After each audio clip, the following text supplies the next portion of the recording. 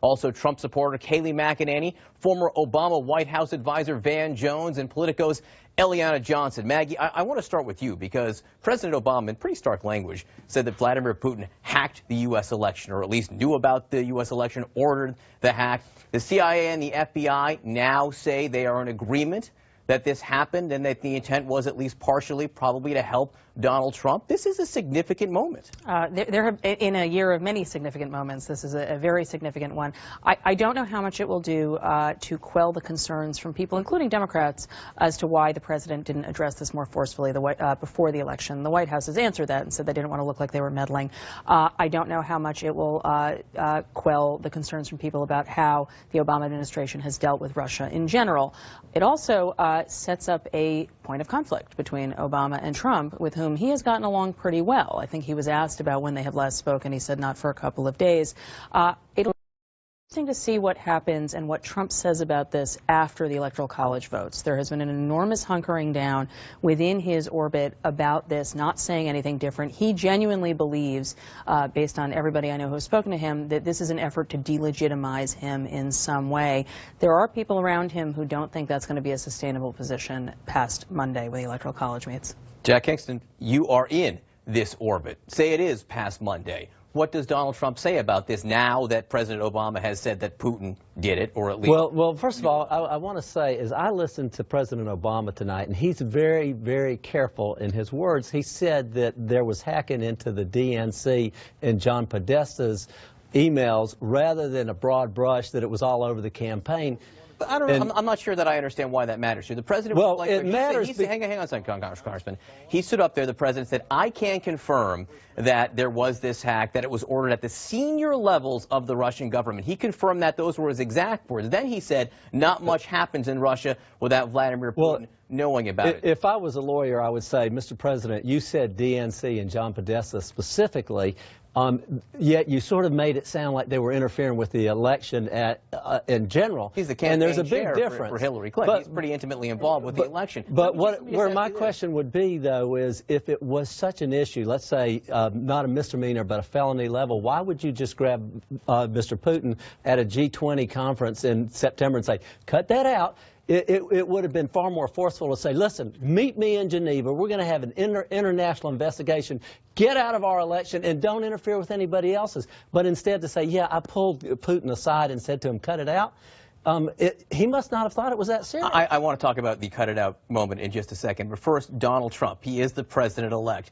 Does he need to say something on this subject? I think he's going to let the House Intelligence Committees, Devin Nunes, Richard Burr, it's going to let the process go through like that. And I think right now he really does have to focus on getting his team in position. There is a narrative about delegitimizing his election. And it was the recount. It was the Electoral College, the targeting after the Electoral College, so they won't vote, the electors won't go with him. It was he didn't win the popular vote. So there is politics in this thing. CIA did not go to the House Intelligence Committee today, which I find to be outrageous. Richard Burr, Lindsey Graham, they're not trying to delegitimize the election right now. They all say they want hearings. Let me get to the cut it out comments we heard from President Obama, Angela. I have 2 9-year-old boys. Cut it out's the kind of thing I say to them in the back of the car when I want them to stop fighting. It doesn't sound like the kind of thing you say when a foreign entity is trying to hack into your election system. John, I have to agree with you. If the president did in fact say cut it out, it is not anywhere near as forcefully said as it should have been. I have to address this delegitimizing point. Donald Trump's election, in my mind, is far from legitimate at this point. I have every issue in the world with the fact that Hillary Clinton gets closer and closer every day to a 3 million vote lead against Donald Trump. I have every issue in the world with the fact that electors feel like they can't, in some instances, in good conscience, support this man as president. I have every issue in the world with the fact that the intelligence community is questioning the legitimacy of this election. If someone can hack into not just our process, but hold on. Apparently hacking. That's not saying it wasn't legitimate. Okay. I am questioning the legitimacy of it. I don't care what Yes, they're you saying. are, but I not- am because not the intelligence but I am questioning it because there are a variety of factors at this point now that have severely impacted our democracy, and I care about people's participation beyond this election. And the fact that it has been so compromised is a tremendous challenge. I don't know how we hurdled this at this Just to point. be clear, President Obama was asked directly if he believed the Russians hacked into the vote counting I or understand. affected the vote counting. He flat out said no. I understand. He said, But nobody's saying that. I understand that, but the president That's made not a what I point said, of saying Katie. I'm that, happy Van. to You think there's a clarify. separate issue, Van? Oh, no, I was just saying that nobody is saying that the Russians hacked into every voting machine, changed the vote totals, etc. I do think that there's a concern here, and I know you probably want to speak to this. I just am surprised to hear Republicans minimizing it. Right. Listen, here's the deal. Democrats might want to make hay out of this, might want to jump up and down. That shouldn't be your concern. You're the governing party.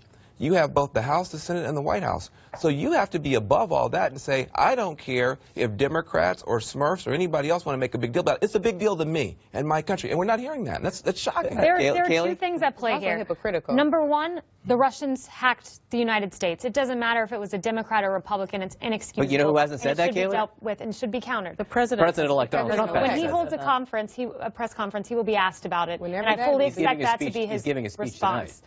I fully expect that to be his response. I think he's going to let it play out, as Jack said, let the investigation take place with Congress, who still has not been briefed by the intelligence community after multiple requests. So that's number one. What happened was inexcusable. What is equally inexcusable is for my colleague to question the legitimacy of the election when President Obama, when Homeland Secretary Jay Johnson has come out and said no vote was tampered with, the people had their say, not every vote that was cast was counted and counted accurately, is what the president said. This was a legitimate election. If you have problems with the Electoral College, which has existed for all of time, you can take that up on a separate day in a separate place. But this was a legitimate election, and no one should question the fact that Donald Trump is the president-elect because he is there fairly. Angela? And I President will. Obama. I will do what I want to do, and what I'm saying is that I do not believe this is legitimate for a lot of reasons, including the fact that the intelligence community says that our electoral process was tampered with. I have every right to say the Electoral But College. they did not say that, Angela. I'm not finished. I'm just responding as